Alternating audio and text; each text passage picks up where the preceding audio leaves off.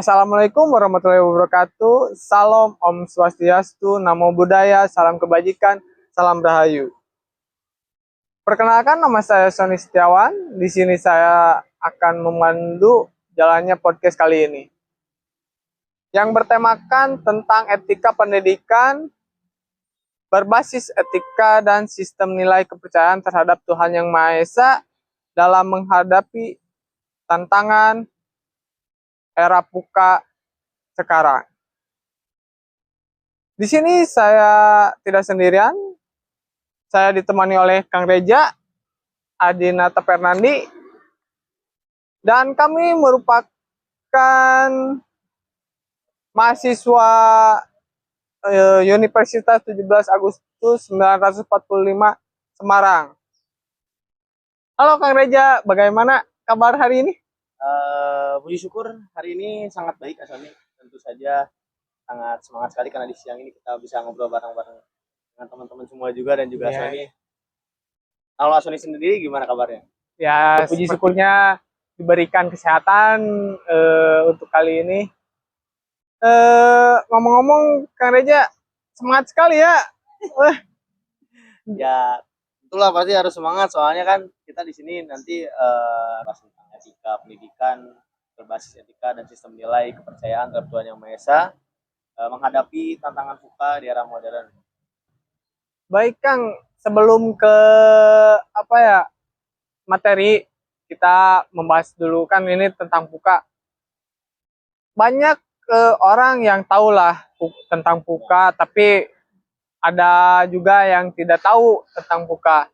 Tolong jelasin Kang pengertian, ya sedikit lah pengertiannya atau definisi dari Puka tersebut. Oke, mungkin secara singkat kita bahas buat teman-teman di rumah juga. Fuka ini adalah sebuah akronim atau akronim kata ya dari 4 suku kata, yaitu ada yang pertama ada volatility dari F-nya itu V-nya itu iya. volatility.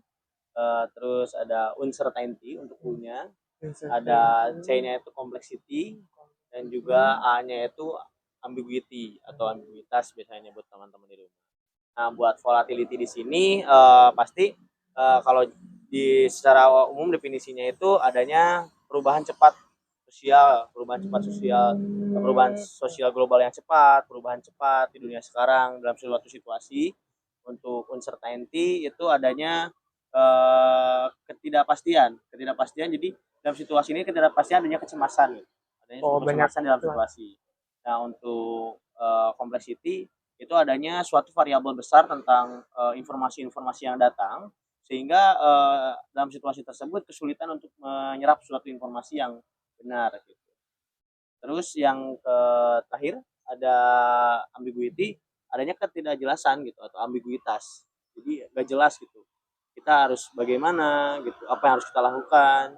Jadi seperti apa ya kalau itu kebingungan lah. Kebingungan yang berlebih dalam situasi itu. Seperti ya penyebaran hoax itu kan, itu juga tidak pastilah. Berita yang tidak pastikan hoax itu penyebarannya. Puka ini kan berarti yang adanya tidak kepastian, terus kecemasan, terus ambiguitas ya lah. Apa sih kaitannya tentang Puka dengan etika pendidikan berbasis etika dan sistem nilai kepercayaan terhadap Tuhan Yang Maha Esa menurut Kang Reja itu? Oke, mungkin lebih jelasnya antara Fuka dengan etika pendidikan dulu lah. Iya, dengan pendidikan dulu. Karena jadi buat teman-teman kalau boleh tahu ini jadi kaitannya itu sangat erat untuk antara si Fuka ini dengan pendidikan, terutama untuk pendidikan di kita itu kan untuk memunculkan generasi muda selanjutnya untuk penerus bangsa lah intinya.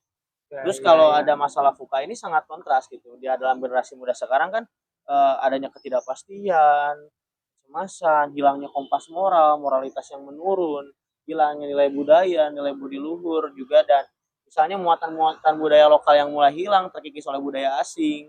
Juga sekarang itu di dalam pendidikan kurangnya, jadi untuk generasi sekarang itu lebih ke hilangnya muatan-muatan lokal sih, lebih kontrasnya. Jadi muatan lokal. nggak tahu budaya kita, identitas negara itu bagaimana gitu. Kita mempunyai budaya apa saja itu.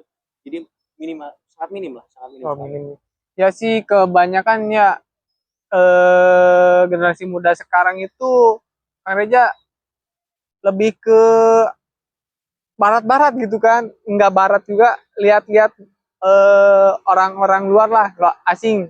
Seperti ya kita ketahui lah, cara berpakaian juga kan udah mulai ini kan kalau Terus tontonan biasanya, tontonan ya, ya kan ya, sekarang pengaruh budaya lokal ya, contohnya ya, budaya barat, budaya Asia, ya, Asia juga. Asia juga kan banyak gitu.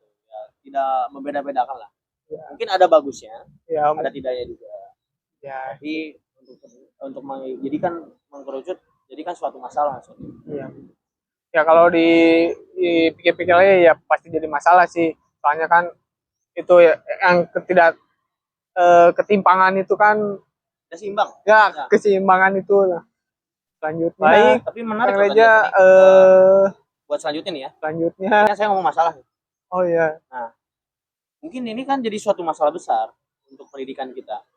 Nah, masalahnya pertama kompas moral. kompas moral. Hilang kompas moral untuk Iya. generasi muda. Jadi sangat kontras gitu, moralitas yang menurun, nilai-nilai menurun tadi kan berpengaruh terhadap karakteristik pendidikan kognitif, efektif dan juga psikomotorik anak itu sangat susah. Jadi bagaimana ya sulitnya itu kalau seseorang menghilangkan kompas moral kan berarti nilai toleransi kurang. Gimana meminimalisir tentang masalah-masalah fuka ini agar bisa teratasi gitu. Pertama ya intinya jadi si pendidikan ini bertujuan untuk tidak menghilangkan identitas negara dan moralitas gitu. Moralitas untuk para generasi muda khususnya. Kang Reja kan masalah tadi udah adalah sedikit-sedikit ya. Nah, bagaimana ini cara mengatasi masalah-masalah tersebut? Bagaimana dan kenapa etika dan sistem nilai kepercayaan terhadap Tuhan Yang Maha Esa yang harus dikaitkan dengan buka tersebut? Mungkin sedikit bersinggungan tentang masalah. Tentu saja Sony ada tantangan. Tantangan terlebih dahulu kita bahas tantangan. Ini mungkin Sony bisa lihat tantangannya. Mungkin kalau dari perubahan cepat yang terjadi, terutama kan di globalisasi lah, bukan globalisasi itu sangat cepat. Ya, ya. Cepatnya globalisasi ini dan teknologi juga banyak apa ya percepat gitu kan. Ya seperti AI sekarang membantu manusia. Membantu tapi apakah itu perubahan cepat itu bisa apa namanya? Bisa dikelola dengan benar? Harusnya sih bisa Sony untuk perubahan cepat untuk bagian tadi kan adanya AI, AI tadi terus datangnya juga apa ya di zaman sekarang ini kan banyak dipermudah lah oleh smartphone, gadget dan juga lain-lain lah. Harusnya untuk generasi muda sekarang itu dengan digitalisasi sekarang itu harus mempermudah, terutama di dalam pendidikan. Pasti kan setidaknya pendidikan ini mulai membantu. Membantu masuk bagaimana sistem teknologi yang baru, perubahan cepat yang terjadi itu harus benar-benar dikuasai lah menggunakan AI itu dan bukan AI juga ya, maksudnya perubahan cepat dan teknologi itu secara bijaksana. Ya. Betul sekali. Lalu buat tidak jelasan bingung jadi untuk kalau ini sekarang bingung gimana dalam pendidikan kita tuh bingung banget nih. Kita udah besar harus ngapain karena kan di teknologi ini pengaruh global banyak. Terus belum lagi informasi yang diserap banyak, perubahan cepat yang terus terjadi, adanya kebingungan dan kecemasan yang berlebih. Itu yang ditakutkan, sangat ditakutkan. Pasti sih Kang Reja ya kalau masalah kecemasan ya pasti semua orang cemas karena ada perubahan ini kan, suatu perubahan di dalam situasi dan kondisi ya kan. Kebanyakan generasi sekarang itu kan ya dia pengennya super cepat lah, super instan lah ya. Jangan mengakui dulu orang lain daripada diri sendiri ya, pengen praktis instan gitu, ya, pengen cepat. praktis. Tetapi seharusnya itu kan emang harus bisa praktis, tetapi mengelola lagi ya, Ya, dikelola kembali. kelola kembali melalui ya apa yang kita pengetahuan kita, terus dikelola oleh pengetahuan kita lebih dalam agar tidak adanya kecemasan dan ketidakpastian itu ya. Terus, ya pengaruh dari VUCA lah Ya, di era modernisasi sekarang. Terus juga Sony kan tadi udah bahas singgung solusi. Ya. Itu tadi Sony bilang solusi kan. Ya, bagaimana solusinya? Itu ini. Ya, solusinya simpel. Sebenarnya tentang etika pendidikan yang berbasis etika dan sistem nilai kepercayaan terhadap Tuhan Yang Maha Esa, maaf, bisa mengatasi masalah ini. Setidaknya meminimalisir lah, bukan mengatasi full, tapi meminimalisir dalam masalah ini, masalah VUCA ini. Bagaimana untuk implementasi dan implikasinya? Contoh dalam pendidikan kepercayaan, tidak hanya kepercayaan ya, untuk pendidikan etika dan sistem nilai, semua juga. Berarti. Jadi penanaman budi luhur, moral, nilai-nilai budi luhur yang ditanamkan, muatan-muatan lokal, terus bagaimana pengembangan tradisi, kebudayaan Nusantara yang ditingkatkan, juga lebih tepatnya sosialisasi pengetahuan umum tentang identitas negara dulu deh, yang kita awal bahas untuk pendidikan. Adanya muatan-muatan lokal dan nilai-nilai luhur negara kita tuh bagaimana. Jadi si anak, lebih tepatnya si anak atau si generasi muda kita itu setidaknya terpengaruh oleh budaya luar, terpengaruh oleh budaya asing, ya, tapi setidaknya budaya kita sendiri itu tetap terjaga dan tidak terkikis. Gitu. Jadi tidak terlupakan ya. Lah. Karena kan budaya-budaya itu udah mulai menurun menurutku kan, karena ada VUCA ini. Jadi berarti kita harus mengembalikan moralitas, toleransi, dan budi luhur ya. Nilai-nilai budi luhur, betul. Berarti solusi-solusi yang tadi itu kaitannya ya dari singkatnya lah. Implikasinya dari etika berbasis sistem etika pendidikan berbasis sistem nilai kepercayaan. Nah, ini juga kan pasti orang-orang mandangnya buat teman-teman di rumah juga, kok ada nilai kepercayaan terhadap Tuhan Yang Maha Esa-nya. Nah, sebenarnya nilai-nilai yang ada di dalam kepercayaan ini bisa juga digunakan dalam kehidupan universal.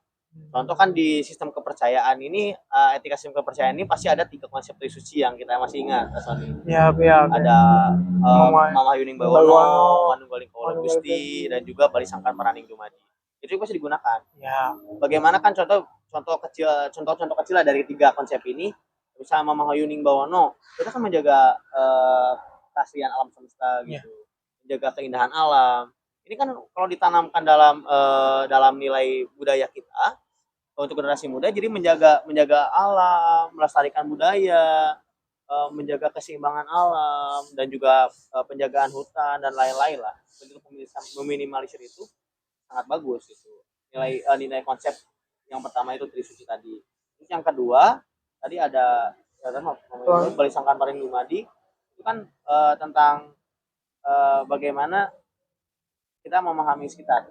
Antara umat manusia gitu. Bagaimana kita toleransi, moralitas tadi kita moralitas, terus toleransi dan juga menjunjung toleransi dan moralitas lah intinya dari tersebut. Terus ada Manunggaling Kaulo Gusti yang terakhir ya, bagaimana hubungan dia itu dalam pendidikan juga harus dikembangkan. Bagaimana dari awal itu dia itu memiliki tanggung jawab yang besar terhadap dirinya, terus bagaimana dia hubungan dengan Tuhannya. Jadi setidaknya dia juga tidak kehilangan kompas moral dia. Yang ketidakpastian itulah. Iya. Jadi dia memiliki arah tujuan, dia memiliki kepastian, dia tidak memiliki kecemasan. Jadi kan dengan adanya dia percaya terhadap Tuhan dan juga memiliki kepastian, dia sangat bagus lah dalam mengembangkan moralitas dan nilai-nilai luhur. Gitu. Berarti ya buat teman-teman itu ya secara gitu kan, kalau universalnya lah, kita harus mengembangkan moralitas, toleransi, dan nilai-nilai kebudayaan luhuran lah. Budaya lokal dan ya, juga budaya-budaya nilai-nilai kota moral. lokal kita kan sebenarnya Kang, di kita itu budaya-budaya lokal itu ya yang saya pahami ya banyak loh ya yang bagus-bagus kan gitu kan, tentang ajaran-ajaran ya, jangan ke sesuatu titik satu itu, tapi universalnya apa namanya, tentang agama, tentang kepercayaan yang terhadap dan budaya-budaya itu pelajarannya itu sangat mendidik banget kita, Ya. karena di dalam budaya itu kita pasti diarahkan untuk menuju Cara yang lebih baik lah. ya ke arah yang lebih baik, seperti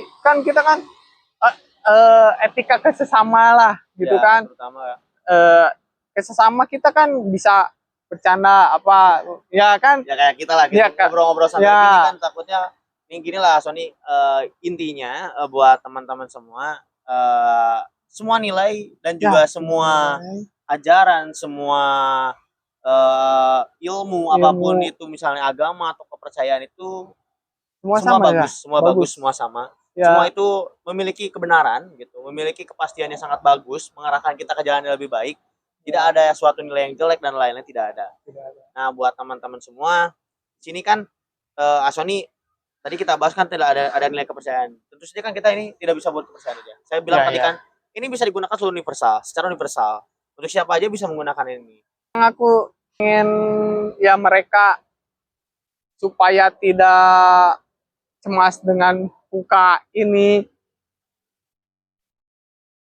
sedikit lah apa namanya, Benefit benefit apa yang kita dapat gitu ya kalau melaksanakan Ya. kalau ini berjalan dengan baik dan misalnya nilai budi pekerti luhur kita berjalan dengan baik, benefit apa yang kita dapatkan gitu ya. ya. Mungkin secara singkat dari saya, benefit apa yang bisa kita ambil. Pertama, untuk generasi muda ini memiliki kepastian. Tadi yang Sony bilang, ada kepastian, bisa mengikuti perubahan cepat sosial dan globalisasi, dan juga dapat mengikuti kemajuan pendidikan yang semakin maju, semakin tinggi, juga semakin relevan lah untuk kita bagaimana pendidikan ini dapat meningkat gitu di Indonesia. Terutama kan penanaman nilai moralitas dan norma-norma, nilai-nilai budaya, Etika juga kan. etika juga tadi yang kita bahas, etika seseorang tersebut, baik individu ataupun kelompok ataupun seluruh mungkin seluruh dunia bisa sebut sebesar itu Ya, oke. bisa bagaimana itu meningkat, terutama kan menjaga kerukunan bangsa, menghindari konflik. Juga kita sebagai generasi muda memiliki kepastian gitu, oh nanti sudah besar kita memiliki program gini, dipermudah oleh alat teknologi. Semoga kita menjadi apa yang kita tuju, apa yang kita ingin, tidak memiliki kecemasan, kita yakin dan terjadi gitu aja. Benefit yang bisa kita ambil. Ya adalah slogan yang aku dengar, Indonesia Emas, Indonesia Emas, bukan Indonesia Cemas kan. Nah, berarti kita kan setidaknya dalam etika pendidikan ini menuju ke arah Indonesia Emas, bukan Indonesia Cemas. Ya, benefitnya itu ya.